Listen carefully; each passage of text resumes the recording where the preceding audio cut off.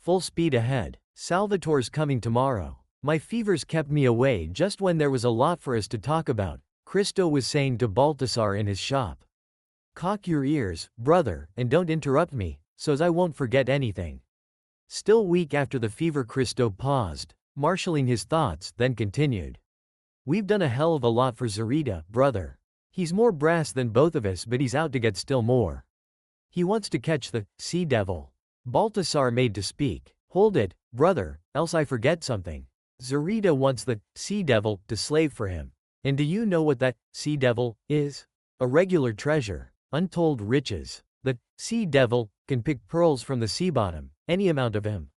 But that's not all. On the sea bottom there's plenty of sunken treasure. He can get it for us. I say, not Zarita, and I mean it. Do you know, brother, that Ichthyander's in love with Gutierrez? Baltasar wanted to say something but Christo didn't let him. Keep quiet and listen, will you? I can't speak when people interrupt me.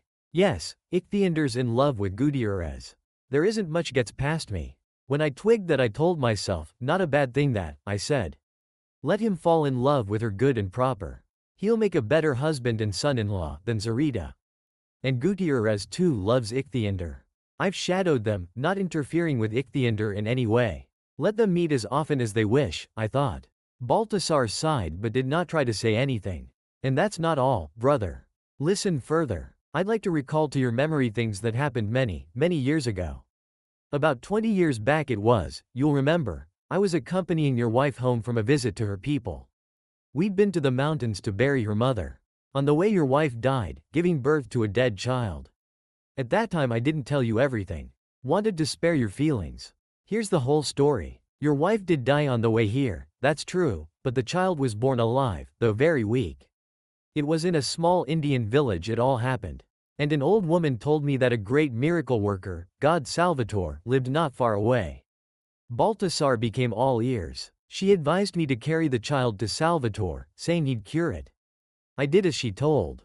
Salvatore took the boy, for a boy it was, shook his head and said, it's very difficult to save him. But still he took him in. I waited there till nightfall. When it grew dark a black came out and told me the child was dead. Then I went away. So, Christo went on, after a pause, Salvatore told me through the black that the child was dead. Now I had noticed a birthmark on the newly born. Somehow I remembered it, shape and all. There was another pause, then Christo took up his story again. Not long ago Ichthyander came home, wounded in the neck. When I was bandaging him, I lifted the collar of his mail and saw a birthmark, exactly like your son's. Opening eyes wide with excitement Baltasar asked. You think Ichthyander's my son? Keep quiet, brother, and listen. Yes, that's exactly what I do think. Salvatore lied to me. Your son did not die. Salvatore made a sea devil out of him. Oh, Baltasar cried, beside himself. How dare he do it? I'll kill him with my own hands. Keep quiet. Salvatore's stronger in you. And then I might have made a mistake. It's 20 years. Somebody else might have a birthmark exactly on the same spot. Ichthyander might be your son and again he might not. You must play your hand careful like. You go to Salvatore and tell him that Ichthyander's your son. I'll be your witness. You will demand your son be returned to you. Failing that you will say you will sue him for maiming children. That'll give him a proper scare. If he's obstinate you will go to court. If we can't pull it off in the courts Ichthyander'll just marry Gutierrez and that's that. After all she's only your adopted daughter. Baltasar had jumped up from his stool and started pacing up and down the shop, all but treading on the crabs and shells on the floor. My son, oh, what a misfortune. Why a misfortune? Asked Christo, surprised. I've listened to you, now you listen to me. While you were laid up with your fever Gutierrez was married to Pedro Zarita. The news made Christo stagger. And Ichthyander, my poor son, Baltasar said, hanging his head, is in Zarita's hands. Impossible, said Christo. Yes, Ichthyander's on board the jellyfish. This morning Zarita was here to see me. He laughed and swore at us. He said we'd been cheating him. Just think, he caught Ichthyander all on his own, without any help from us. He won't pay us anything. But I wouldn't have taken anything from him anyway. I'm not selling my own son. Baltasar, distraught, dashed about the shop. Christo eyed him disapprovingly. It was a case of all hands to the pump. But Baltasar could sooner ruin things, taking on like that. Himself, Christo did not believe much in Baltasar's fatherhood. True, he had seen that birthmark on the newly born. But was that enough to build a whole case on? Seeing a similar birthmark on Ichthiander's neck, he had decided to cash in on it. How could he have known Baltasar would carry on like a madman? And then the news he had learned from Baltasar had given him quite a scare. No time for tears now. We've got to act. Salvatore's coming tomorrow at dawn. Brace up and listen. You will wait for me at dawn on the breakwater. We've got to save Ichthiander. But mind now, don't go and tell Salvatore you're Ichthiander's father. Where's Zarita bound for? He didn't say, but I think it's north. He made up his mind long ago to go up to the coast of Panama. Christo nodded. So remember, you're to be up and on the breakwater by first light. And stick around there even if you have to wait till nightfall. Christo hurried home. All that night he thought of the meeting with Salvatore. There was no way out. He had to face it and have a good story ready. Salvatore arrived at dawn. As he was greeting his master, Christo's face wore an expression of distressed loyalty. We've had a misfortune, he said. I warned Ichthiander not to swim out into the Gulf. What's happened to him? Salvatore asked impatiently. He was captured and taken on board a schooner. Salvatore had gripped Christo's shoulders and was peering closely into his eyes. Short as it lasted, Christo could not help changing color under that searching glance. Then Salvatore knitted his brows, muttered something and unclenched his hands. You will tell me about it in detail later. Then he called a black, said a few words to him in a language Christo did not know and again turned to the Indian. Follow me, Salvatore ordered. Without resting from the journey or even changing his traveling clothes, Salvatore strode out of the house and across the garden. Christo could hardly keep up with him. At the third wall, two blacks caught up with them. I watched over Ichthiander day and night, like a dog, Christo was saying, panting. I never left his side. But Salvatore would not listen to him. Standing at the pool, he was tapping his foot impatiently as he watched the water gush out through the yawning hatches.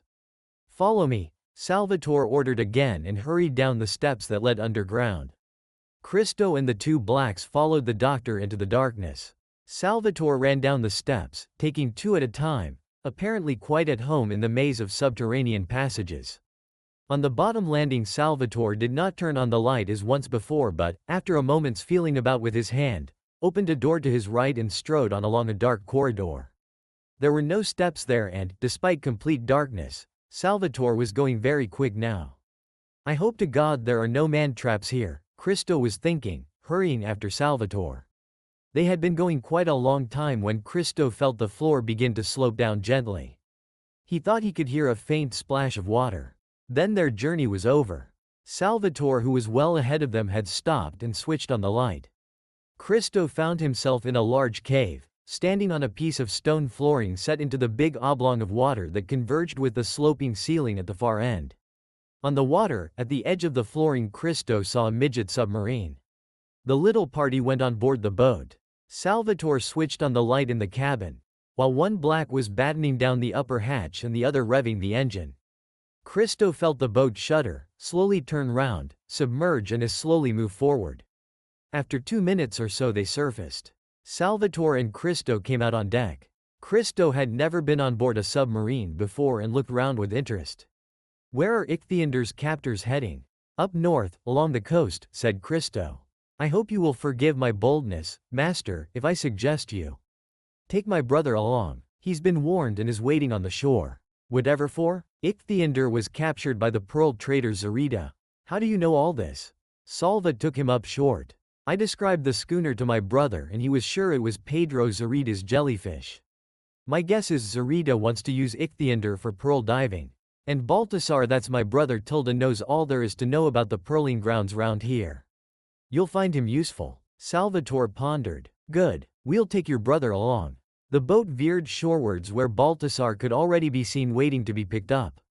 From the breakwater, Baltasar looked, frowningly, at the man who had stolen and mutilated his son. However, when the submarine came nearer inshore, he bowed politely to Salvatore before wading aboard.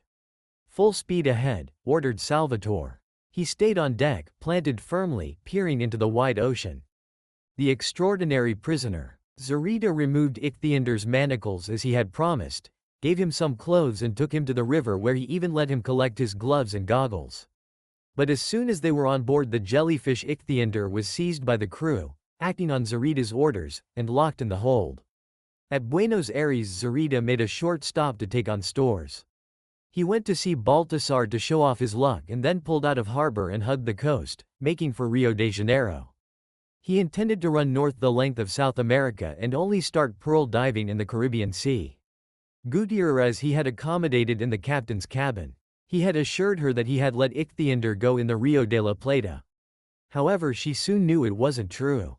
In the evening, Gutierrez heard faint cries and recognized Ichthyander's voice. She was alone in the cabin, and when she tried to go out she found the door locked. She drummed with her fists on it and shouted, but nobody paid the least attention. Hearing Ichthyander's cries, Zarida let out a string of coarse oaths, left the bridge and, followed by an Indian sailor, went down below into the dark and stuffy hold. "What the hell are you yelling for?" Zarida asked. I'm suffocating," Ichthyander's voice came up to him. "I can't live without water. It's too stuffy here. Let me swim away. I won't last to see the morning." Zarida clanged the hatch in place and came on deck. Suppose he really does croak, he thought worriedly. There's no good in that. He ordered a barrel to be lowered into the hold and pumped full of water. "Here's a bath for you," Zarida said to Ichthyander. "You can have your swim.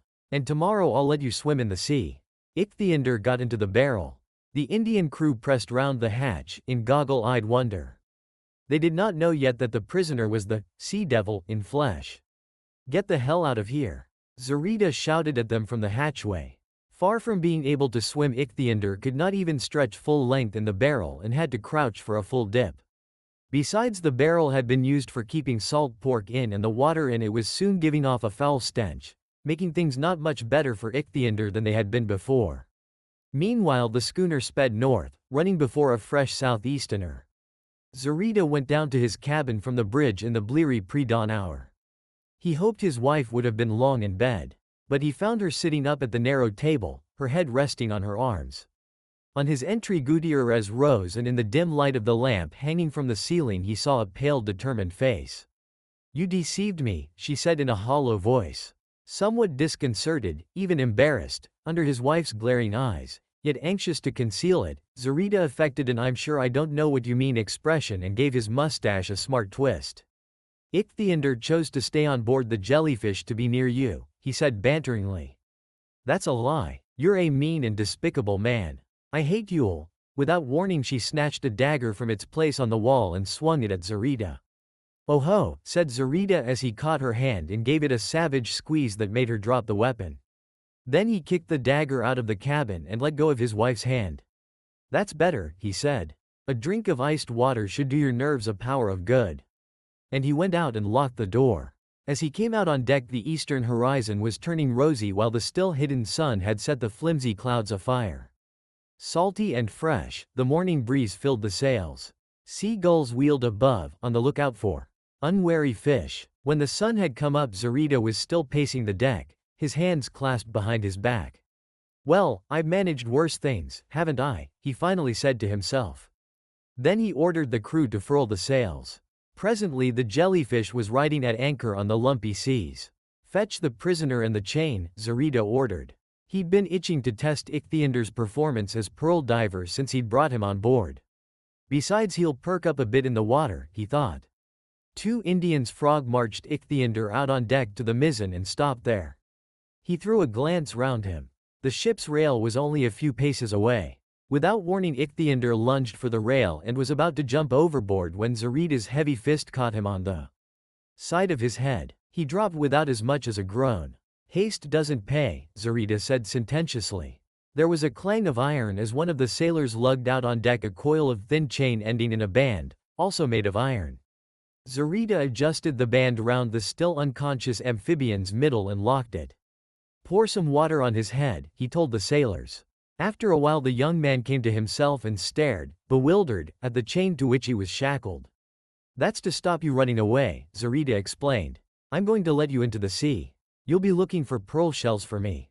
The more pearls you find, the longer you stay in the sea. But no funny business, mind or back. You go into your barrel. Understand? Now, is that a bargain?" Ichthyander nodded. He was willing to get for Zarita all the treasures of the sea, so long as he could stay in its clean waters. Zarita, the chained Ichthyander and his Indian escort went to the rail again. Gutierrez's cabin was on the other side of the ship. Zarita did not particularly wish her to see Ichthyander in irons. Ichthyander was lowered into the water and onto the sea bottom. If he could only break the chain. But it was too strong for him and, resignedly, Ichthyander set to collecting pearl shells and putting them into the bag that hung from his side. The iron band pressed his sides, making breathing rather difficult. And yet Ichthyander felt almost happy after having been doubled up for a whole night in that reeky barrel. Up on deck the sailors, all agog, watched the happenings. Minutes passed but the man on the seabed showed no sign of coming up. At first bubbles of air had appeared on the surface but soon even these ceased. "I'll be eaten up by a shark if he's got a gasp of air left in them lungs of his. Looks he feels himself as much at home down there as a fish," an old pearl diver said in amazement, peering into the water below where the young man could be easily seen crawling on all fours along the seabed. "Maybe it's the sea devil himself," a sailor said softly. "Sea devil or no sea devil, the captain's made a jolly good bargain," said the first mate. "A diver like this is worth a dozen." The sun was close to the zenith when Ichthyander tugged at the chain to be pulled up. His bag was brim full and he wanted to empty it so that he could go on with his work. The Indian sailors hauled up the wonder diver in a trice. Everybody was dying to see the catch. Ordinarily pearl shells are left alone for some days to rot, but this time Zarita and his crew were far too impatient. So everybody set to work, prizing the shells open with knives. When they had finished with the shells, everybody began to speak at once. A clamor of eager voices broke on deck. Perhaps Ichthyander had been lucky to strike a paying spot, but anyway what he had brought up in his very first bag surpassed everybody's expectations. Among the numerous pearls there were a score of heavies, of excellent shape and exquisite coloring. Indeed, his very first catch had brought Zarita a fortune. For the price of one of the bigger pearls he could buy a new schooner. Zarita was on the road to wealth. His dreams were coming true. Then Zarita became aware of the greedy glances the sailors were throwing at the pearls. He didn't like it and hastened to scoop the pearls into his straw hat. "It's time we all had breakfast," he said, dismissing the crew. "You're not a bad diver, Ichthyander. I've got a spare cabin. I'm going to give it over to you. It won't be so close there. And I'll have a zinc tank made for you, though you may not need it, seeing as you're likely to swim in the sea every day. Chained, to be sure. But what can I do? You'd swim away on me otherwise, back to your crabs." Ichthyander hated to speak with Zarita. But so long as he was that man's prisoner he should at least try and get decent lodgings out of him. "A tank's better than a stinky barrel," he said to Zarita, "but you'll have to change water often for me to breathe comfortably." "How often?" "Every half hour," said Ichthyander. "Running water'd be still better. I can see your head's turned with success. I've praised you a little and here you are, demanding things, picking and choosing." "I'm not picking and choosing," Ichthyander said in a hurt voice. Don't you see, if you put a big fish into a pail of water it soon goes to sleep. A fish breathes oxygen out of the water and I'm no more than a very big fish really," Ichthyander said with a self-conscious smile. "I don't know about oxygen but I do know that fish croak if you don't change their water." "Perhaps you're right. But pumping water into your tank round the clock will cost me a pretty penny, more than your pearls are worth. You'll ruin me that way." Now Ichthyander had no clear idea about the prices pearls fetch, neither did he know that Zarita paid his crew next to nothing. He believed what he said. "If you find it too expensive to keep me, let me swim away," exclaimed Ichthyander and looked longingly at the ocean. "Smart, aren't you?" Zarita guffawed. "Please, I will bring you pearls of my own free will. I've collected a heap of smooth round pearls, this high," and Ichthyander touched his knee, "all alike and as big as a bean. I'll give you all of them, to the last one, if you only let me go." That virtually took Zarita's breath away. "Can't be true," he managed to say, trying to sound cool. "I've never lied in my life," Ichthyander flared up. "Where's that treasure of yours buried?" Zarita asked, no longer able to conceal his excitement. "In a cave under the sea. Save for leading, nobody knows where it is." "Who's leading?" "My dolphin." "Oh, is that so? What devilry is this?" he thought. "But if what he says is true, and I've a hunch it is, why, it's bigger than anything I've ever dreamed of. I'll be rich beyond imagination." Rothschilds and Rockefellers will look a bunch of beggars in comparison. I've a feeling the young fellow can be trusted. Shall I risk it? But Zarita wasn't one to treat any man's word as sufficient security. And then doing Ichthyandr out of his treasure and keeping him had a greater appeal for Zarita anyhow. Then his plan flashed on him. If Gutierrez asks Ichthyandr to fetch his pearls, he'll do it, he thought. Perhaps I will let you go, said Zarita, but not straightway. I'll keep you for a while. Yes, I've got my reasons, of course. And I fancy you won't have cause to regret a little delay either. And while you're my guest, even if an unwilling one, I will see to it that you're comfortable. Perhaps a big iron cage'd be just the job for you, seeing as a tank involved too much expense. You'd be lowered overboard and it good for keeping the sharks off you too.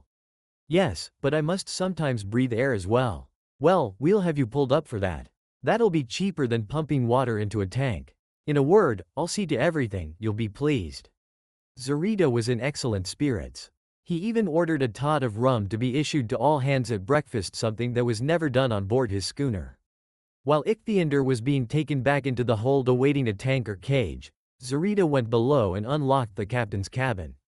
Not sure he was welcome, he halted in the doorway, showing his hatful of pearls to Gutierrez. I keep my promises, he began, beaming at her, and I know that my wife is fond of pearls, plenty of pearls. But you need a good diver for that. That's why I've kept Ichthyandr. Look, this is just one morning's catch. Gutierrez affected a casual glance at the pearls. It was all she could do to suppress an exclamation of surprise. But Zarita sensed it and gave a complacent laugh. You'll be the richest woman in Argentina, in the whole of America. You'll have everything money can buy. I'll build a palace for you that will make kings gape with envy. Please accept the first installment, half of these pearls. No, I won't touch a single one of those pearls got at the cost of a crime, Gutierrez retorted sharply. And, please, leave me alone. Zarita was dismayed and annoyed. He had not expected anything like that. Wait a minute, there's something I wanted to ask you. Would you like me to let Ichthyandr go? Gutierrez looked at Zarita distrustfully as she tried to guess what new ruse he had thought up. What next? She asked him coldly. His fate's in your hands. You have only to bid Ichthyandr bring on board the jellyfish the pearls he's hiding somewhere under the water, and he'll be free to go where he pleases. Now listen to me, Zarita. I don't believe a single word of yours. You're out to have the pearls and Ichthyandr. I'm as sure of that as of the fact that I'm the wife of the biggest liar and double-crosser that ever walked in shoe leather. Remember this and never try again to make me party to your evil doings. Once more. Leave me alone, please. There didn't seem to be anything more Zarita could say, so he went out. Back in his own cabin, he poured the pearls into a pouch, put it carefully into the chest, locked it and went up on deck. What his wife had just said to him did not affect him much. In his mind's eye he saw himself a rich man with people crowding to pay homage to him. He mounted the bridge and lit a cigar. The dreams of riches to come were warming him pleasantly. Usually alert, he did not see the sailors gather in groups to discuss something. The abandoned jellyfish. Zarita was standing near the rail, opposite the foremast, when at a sign from the first mate he was attacked by several sailors at once. They were unarmed, but there were many of them. However, Zarita did not prove an easy prey. Two sailors clutched him from the rear. He tore himself from the attackers, backed a few steps and threw himself, with all his might, against the rail. With groans the sailors loosened their grip and slumped down on the deck. Zarita straightened up the moment the others tried to lay hands on him again and let out right and left with his fists. He never went about without his revolver, but the attack had been so unexpected that he had had no time to draw it. Backing slowly he approached the foremast and then, with the agility of a monkey, he started climbing up it. A sailor caught him by his foot, but with the heel of his other foot Zarita struck him a blow on his head and the man rolled down on the deck, stunned. Zarita reached the top and settled there, swearing. For a time he felt himself safer. He pulled out his revolver and shouted, "The first who makes for me will have light let through his head." Below the sailors were noisily discussing their next move. "There's guns in the captain's cabin." The first mate tried to outshout the rest. "Let's go and force the door." Several men made for the hatch. "Looks I'm done for," thought Zarita. "They'll pot me like a sitting duck." He threw a glance at the sea as though looking for help. And he could not believe his eyes when he saw a submarine approaching the jellyfish at great speed, bouncing and nosediving. Zarita wished fervently she would not submerge. Then he saw people at the conning tower. Help! Murder! Zarita bawled at the top of his voice. They must have seen him on the submarine. Without reducing her speed, she continued heading straight for the jellyfish. Armed sailors had poured out on deck and were now standing about, uncertain what to do. Surely they couldn't kill Zarita within sight of the sub, naval by her looks too. However, Zarita's triumph was short-lived. On the submarine's deck he spotted Baltasar and Christo standing next to a tall man with an aggressive nose and the eyes of an eagle. The latter shouted, "Pedro Zarita, you will immediately surrender Ichthyander, whom you are keeping prisoner on board your schooner. I give you 5 minutes, after which time I'll sink her." The traitors, Zarita thought as he stared, bitter hatred in his eyes, at Christo and Baltasar. The god-damned traitors. But come to it, I'd rather lose Ichthyander than my own head. I'll bring him up directly, Zarita shouted, climbing down the shrouds. His attackers had decided their own safety was in danger. Some of them hastily lowered boats from the davits, others jumped overboard and swam for the shore. It was every man for himself. Zarita ran down the companion ladder to his cabin, snatched the pouch with pearls out of his chest, thrust it inside his shirt and took along a belt and a bandana. The next moment he unlocked Gutierrez's cabin, gathered her up into his arms and carried her out on deck.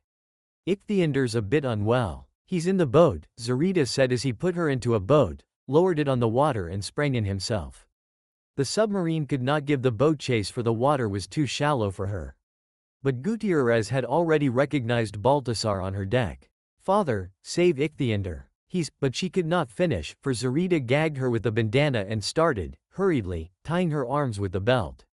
"Take your hands off the woman," Salvatore ordered. "This woman's my wife and nobody's a right to come between us," Zarita shouted back and pulled away. "Nobody's a right to treat a woman in that way," shouted Salvatore. "Ship your oars or I'll shoot." But Zarita went on rowing hard. Salvatore leveled his revolver. The bullet hit the boat above the waterline. Zarita picked Gutierrez up as a shield. "Go on," he shouted. Gutierrez was struggling in his arms. "A prize scoundrel, he is," Salvatore said and put down his revolver. Baltasar jumped into the water and swam towards the boat. But Zarita was already far ahead. Another pull and a wave carried the boat ashore. Zarita picked Gutierrez up and disappeared behind an outcropping of rocks. Seeing he could not overtake Zarita, Baltasar headed for the schooner and pulled himself aboard by the anchor chain. The next moment he disappeared down below, in search of Ichthyander. After some time he came into view again. "Ichthyander isn't on board," Baltasar shouted to Salvatore. "But he's alive and must be somewhere near," said Christo. "That's at least what Gutierrez had time to tell us before that. Brute gagged her. Otherwise we'd know now where to look for him." Scanning the ocean's surface, Christo saw a ship's mast tops just showing above the water. He thought that Ichthyander could be down in that wreck. "Perhaps Zarita had sent Ichthyander to look for treasures on board that wreck," said Christo. Baltasar picked up a chain with a band at one end to show them. "Looks like Zarita was lowering Ichthyander into the water chained to this thing. Without it he would have swum away. No, he can't be on that ship." "No," Salvatore said pensively. "We've licked Zarita, but it's a barren victory. The sunken ship. They had no way of knowing what had happened on board the jellyfish that morning. All through the night the crew had put their heads together and by the morning a plot had been formed to attack and kill Zarita at the first opportunity and take possession of ship and diver." Zarita was up and on the bridge with first light. The wind had let up and the jellyfish slowly proceeded downwind at a couple of knots. Then Zarita spotted a dim something ahead. Through his binoculars that something turned into the radio masts of a sunken ship. Presently Zarita noticed a life buoy floating on the surface. He ordered a boat on the water to pick it up. When it was brought up to Zarita he saw, to his astonishment, the word Mafalda block-lettered on it. "Matalda sunk?" whistled Zarita. He knew that big American express liner. There must be lots of valuable things on a ship like that, he thought. Suppose I send Ichthyander to get them. But will the chain be long enough? Hardly. On the other hand, Ichthyander won't come back if led away without it. Zarita's mind resembled a battleground where avarice and caution were struggling for the upper hand. Slowly the jellyfish was drawing nearer to the mast sticking out of the water. The crew crowded at the rail. The wind dropped dead. The schooner came to a standstill. "I once had my berth on the Mafalda," said one of the sailors. "A good ship she was. Big as a town. Rich Americans used to cruise on her. The Mafalda must have sunk without having radioed her SOS," Zarita was thinking. Perhaps her WT was out of order. Otherwise the place would have been lousy with launches, speedboats, yachts from all the neighboring ports loaded with officials, reporters, cameramen, salvage crews and whatnot. He couldn't throw away a chance like that, could he? He'd have to risk letting Ichthyander go without the chain. There was no other way. But how could he make Ichthyander come back? And if he must take a risk, why not take it sending Ichthyander for his ransom, his pile of pearls? But was it really all that valuable? Was Ichthyander not laying it on thick? Of course he must get both treasures. The pile of pearls would stay where it was. Nobody could find it without Ichthyander's help, and that made it safe as long as Ichthyander was in his hands. As to the treasures on board the Mafalda, they would be beyond his reach in a matter of days, perhaps even hours. And Zarita resolved to begin with the Mafalda. He ordered the anchor to be cast. Then he went below to his cabin, where he wrote a note and, with it in his hand, went across to the cabin occupied by Ichthyander. "Can you read, Ichthyander? Here's a note for you from Gutierrez." Ichthyander quickly opened the note and read the following. "Ichthyander, please do what I'm going to ask you. There's a sunken ship near the jellyfish. Go down and bring back everything valuable you can find there. Zarita will let you go without your chain, but you must come back to the jellyfish. Do this for me, Ichthyander, and you will soon regain your freedom. Gutierrez." Ichthyander had never before received any letters from Gutierrez, so he did not know her handwriting. For a moment he was happy to have received the note, but then it suddenly entered his head that it might be another trick of Zarita's. "Why doesn't she ask for it in person?" Ichthyander said. "She's not quite well," Zarita replied, "but you'll see her as soon as you're back." "What does she want with all those valuable things?" Ichthyander asked, still unconvinced. "You wouldn't have asked that if you had been a real man. Is there a woman who does not want to wear beautiful clothes and expensive jewelry? But that costs money. And there's plenty of it in the sunken ship. It's nobody's now, why not get it for Gutierrez? What you must do first is find the gold pieces. Look for leather mailbags. Besides, the passengers might wear articles of gold, rings. Do you imagine I'm going to search corpses?" Ichthyander said indignantly. "And then I don't believe you. Gutierrez is not greedy, she could not have asked me to do a thing like that." Caramba! Zarita exploded. He could see his scheme was about to fall through unless he tried some other tack. So he collected himself. "You're nobody's fool, I can see," he said with a good-humored laugh. "Well, I'll be frank with you. Here it is. It isn't Gutierrez who wants the gold from the Mafalda, but me. Can you believe that?" Ichthyander couldn't help smiling. "Rather. Fine. You're beginning to believe me, that means we're coming to an understanding. Yes, I need that gold. And if you bring me as much gold from the Mafalda as your pearls are worth, I'll let you go. The trouble is you don't quite trust me, neither do I trust you. I'm afraid to let you go without your chain, for down you go in. If I give you my word to come back, I'll keep it. So far I've had no chance to test that. You're not exactly fond of me, and I'd not be surprised if you didn't keep your word. But you're fond of Gutierrez and you'd do anything she asked you. Right? So I spoke to her and she was quick to see the point. Of course she wants me to let you go. That's why she wrote the note and gave it to me, wishing to help you on the road to freedom. Is everything clear to you now?" What Zarita had told Ichthyander seemed to him not only possible but virtually bearing the stamp of truth. The condition about the gold on the Mafalda being worth his pearls had escaped him. Now to compare their worths, calculated Zarita, he'll have to bring, and I'll insist on it, his pile on board my ship. Then I'll have the Mafalda gold, the pile and Ichthyander himself all in my hands. But Ichthyander had no way of knowing what was passing in Zarita's mind. Zarita's seeming frankness had won him over, and Ichthyander, after a minute's thought, agreed. Zarita heaved a sigh of relief. He won't cheat me, he thought. Let's go, quick. They both hurried up on deck and Ichthyander jumped straight overboard. The crew, seeing Ichthyander jump overboard unchained, immediately realized he had gone for the Mafalda riches. The idea that Zarita was going to grab it all for himself goaded them into action. Just as the sailors attacked Zarita, Ichthyander reached the upper deck of the wrecked ship. Through a huge hatch and down a companion ladder that looked like the staircase of a big building, Ichthyander glided into a spacious alleyway. There it was dark. The only spots of faint light were some open doors along it. Ichthyander swam through one of these doors and found himself in a lounge. The big portholes illumined dimly the huge hall, which could accommodate a few hundred people at a time. Ichthyander perched on the sumptuous center chandelier and had a good look round. It was an eerie sight. All around him against the ceiling swayed chairs and small tables. A grand piano, its lid raised, stood on the small stage, cut into the expanse of soft carpeted floor. Along one of the walls was scotted in mahogany that was already warped in places. Tubbed palms stretched in a row. Ichthyander pushed off the chandelier and swam towards the palms. Suddenly he stopped dead. A man was swimming towards him, stopping short as Ichthyander did. A mirror, guessed the amphibian. The huge wall-to-wall mirror duplicated the hall in its dim reflection. There were no treasures to be found here. Ichthyander swam out into the alleyway, went a deck lower and found himself in a hall, as well appointed and big as the one above, apparently the restaurant.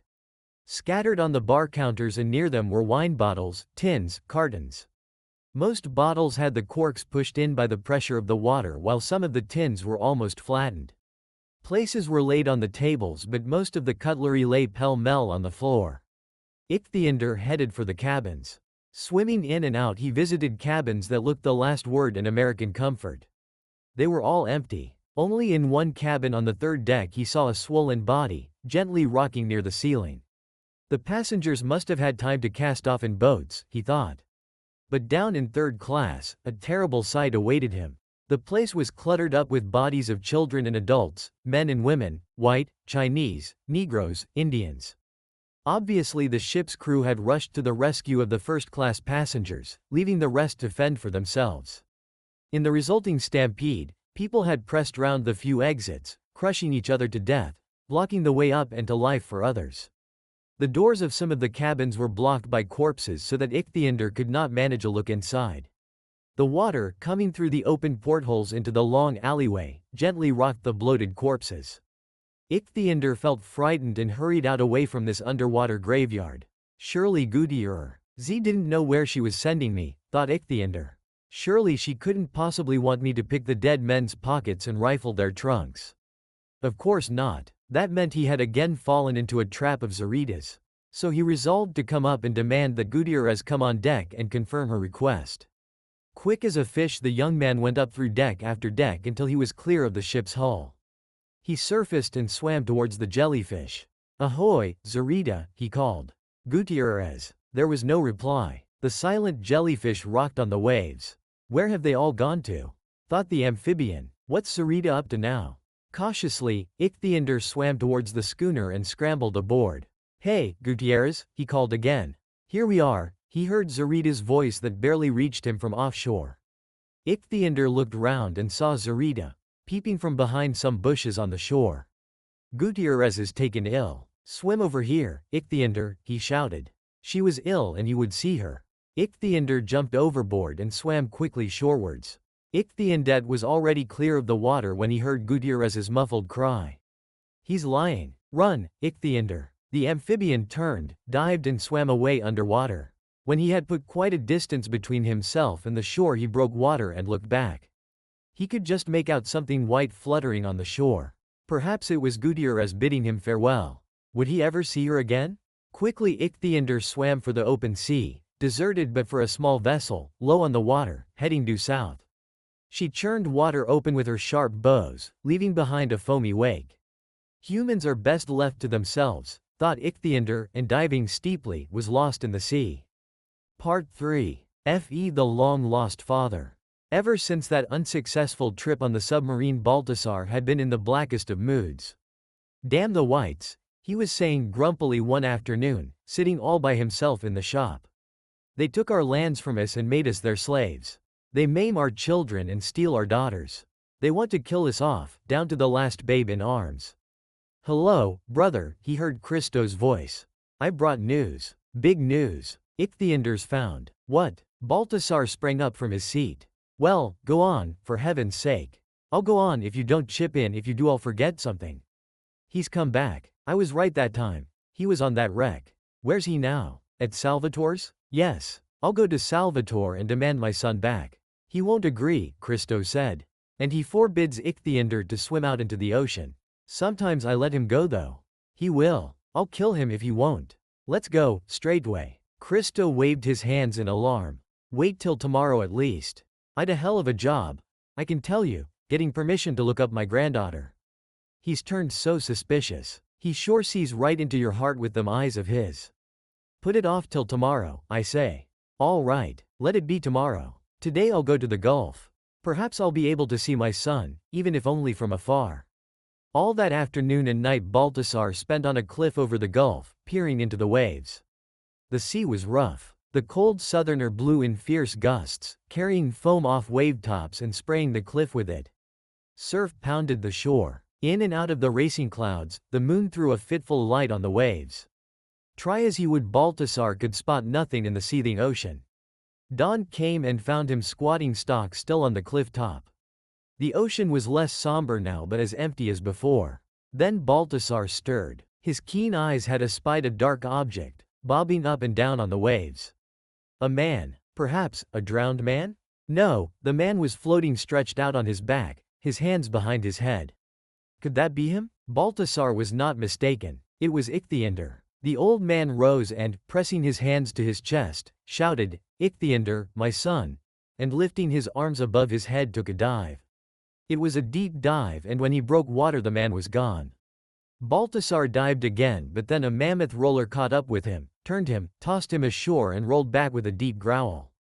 Baltasar rose, dripping, looked at the waves and sighed. Could I have imagined it? When the sun and wind had dried his clothes he went off to the great wall of Salvatore's estate and knocked on the steel gates. "Who's there?" a Negro asked, peeping at Baltasar through a half-open spy-hole. "I want to see the doctor. On urgent business." "Doctor's not receiving," the Negro said and slid the spy-hole shut. Shouting, Baltasar started pounding the gates but they remained closed. The only sound coming from beyond the wall was a fierce barking of dogs. "Just you wait, you Spanish gallows bird," Baltasar threatened and set off for Buenos Aires. Not far from the law courts there was a pulqueria, called La Palmera, a squat old building with thick white walls. A narrow veranda ran along its front, complete with striped awning, rows of tables and cacti in blue enameled vases. It was quite a busy place in the evenings. In the daytime the customers preferred the cool low-ceilinged rooms. During court sessions the pulqueria was a sort of law court lobby where plaintiffs and defendants, witnesses for the defense and witnesses for the prosecution whiled away hour after tedious hour over a glass of wine. Or pulque. A few bright youngsters shuttlecocking between the law courts and La Palmera kept them abreast of the latest developments. This arrangement suited everybody. Shyster attorneys and false witnesses frequented the place in search of customers. Baltasar's curio trade had brought him more than once to La Palmera. He knew he could obtain advice there or get somebody to write a petition for him. So this was where Baltasar bent his steps. He passed quickly through the veranda into the cool hall where he first drew in a deep breath of cool air and wiped beads of sweat off his brow. "Lara here?" he asked a boy hovering nearby.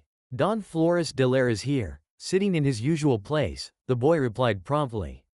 The man who went by the pompous name of Don Flores de Lara had once been a court clerk but was dismissed for accepting bribes.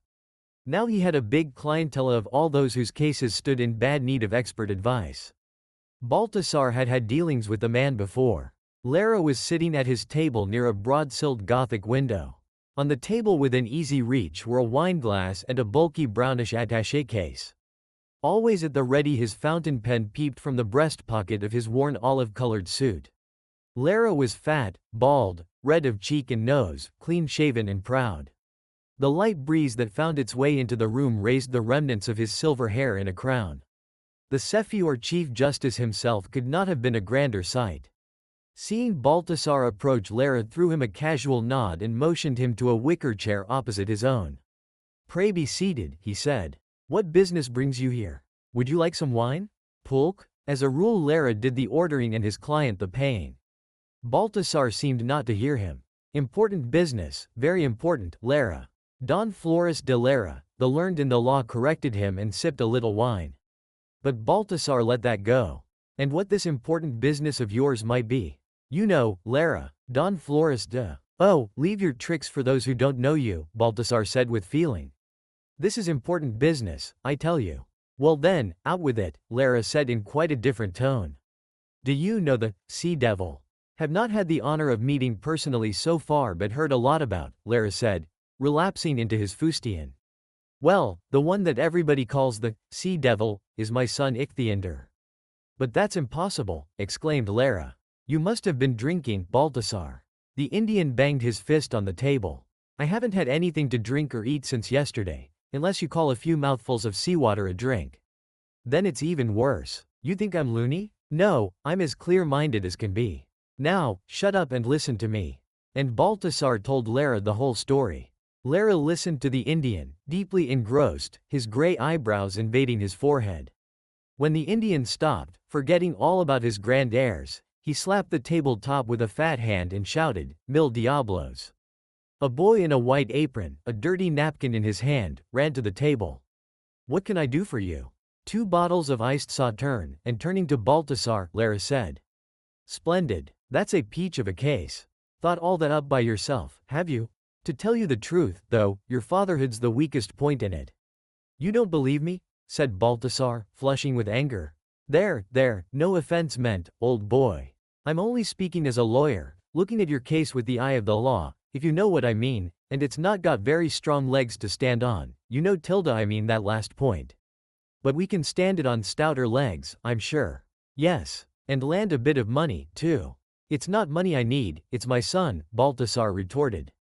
Everybody needs money and, particularly those who expect an addition to their family, as you do, Lara said sententiously. And screwing up a shrewd eye, continued, you see, what makes the whole thing almost as safe as houses is that little point about the kind of surgery Salvatore's been engaged in. It can be given such a turn that pesos will rain out of that money bag like overripe oranges dropping from a tree in an autumn gale. Baltasar took a little sip of the wine Lara had poured him out to wet his lips and said, I want my son. You must write a summons against Salvatore for me. Not on your life. Lara exclaimed, almost frightened. Not at this stage anyway, unless you want to botch up the whole thing. The summons can wait. Well, what do you advise? Baltasar asked. First, and Lara bent a fat finger, we'll send Salvatore a letter couched in terms of the utmost politeness. We'll tell him we know all about his illegal experiments and operations and would he please pay us a tidy sum of money to avoid it being revealed. 100,000 pesos. Yes, 100,000 and not a centavo less. Lara looked inquiringly at Baltasar. The Indian frowned but didn't say a word. Secondly, went on Lara, when we get the aforementioned sum, as I'm sure we will, we'll send Salvatore a second letter, more polite, if anything. In it we'll tell him that Ichthyandr's real father's been found and that we have irrefutable proofs of the fact. Then we'll tell him that the father is determined to have his son back even if he has to sue Salvatore to get him, and that court proceedings may open the public's eye to the way Salvatore has mutilated Ichthyandr. However, if Salvatore wishes to avoid court proceedings and retain the boy, would he please pay to the persons and at the place and time specified by us the sum of 1 million pesos? But Baltasar was not listening. He grabbed a bottle and swung it over the lawyer's head. Lara had never seen him in such a rage. Come, don't get your monkey up. I was only joking. Come on, put that bottle down, Lara was saying, covering with one hand his shining pate. You, Baltasar raged, you suggest that I sell my own son, my Ichthyandr. Have you got no heart? Or you're not a human being but a scorpion, a tarantula, and know nothing about a father's feelings. Don't I indeed? Lara shouted back, also roused. I've got the feelings of 5 fathers. I've 5 sons. 5 little imps of all sizes. 5 mouths to feed. I know, understand and feel everything. You'll get your son. But first have patience and let me finish. Baltasar calmed down a little. He put the bottle on the table and looked at Lara. Well then, go on. That's better. So Salvatore pays us the sum of 1 million pesos. That'll buy all your Ichthyandr needs, and leave a little over for me, for my pains and authorship, a mere 100,000 pesos or so. No need to haggle over it. Salvatore'll cough up. I'll lay my head on it, he will. As soon as we have the money. We bring him to court. A little more patience. We'll offer the story of a sensational crime to the biggest newspaper concern there is for say 20 or 30,000 pesos. Just pocket money, you know. Perhaps we'll get a slice of the secret police funds as well. Some of them may make their careers on a case like ours, you know. And when we have squeezed Salvatore dry, then go to court. Yes, by all means, go and speak about your paternal feelings, and may Themis herself help you to prove your claim and to receive in your affectionate embraces your long-lost son." Lara drained his glass at one gulp, banged it on the table and looked triumphantly at Balthasar. "What do you say to that? I can neither eat nor sleep, and here you are advising me to drag out the case to the end of time," Balthasar began. "But look what you'll get out of it," Lara cut in hotly. "Millions. Millions. Has your brain suddenly stopped working? After all you've lived without Ichthyander these 20 years. Yes, I have. But now, well, write that paper for me." "Yes, you've really stopped using your brain," exclaimed Lara. "Come to your senses, Balthasar. Try to understand. Why, man, it's millions. Money. Gold. You'll have everything money can buy. The best tobacco, cars, schooners, this very Pulcheria. Write that paper or I go to somebody else," Balthasar said in a final tone of voice. Lara knew when he was licked. He shook his head sadly, heaved a sigh, took a sheet of paper out of his attaché case and jerked his pen free. In a few minutes a summons was drawn up in proper form against Salvatore for unlawfully seizing and mutilating Balthasar's son. "I'm telling you for the last time, come to your senses," said Lara. "Give it here," the Indian said, stretching his hand for the sheet of paper. "Hand it in to the chief prosecutor." "You know where?" Lara instructed his client and muttered under his breath, "May you trip on the steps and break your neck." Leaving the prosecutor's office, Balthasar ran into Zarita on the great white staircase. "What business brings you here?" asked Zarita, throwing a suspicious glance at Balthasar. "You haven't gone and lodged a complaint against me, have you?" "Complaints ought to be lodged against the whole lot of you," Balthasar said, meaning the Spanish, "but there's nobody to lodge 'em with. Where have you hidden my daughter?" "I'll teach you to keep a civil tongue in your head," flared up Zarita. "Had you not been my wife's father I'd have given you a taste of my stick." And pushing Balthasar roughly out of his way, Zarita went up the steps and disappeared behind the monumental door of stout oak.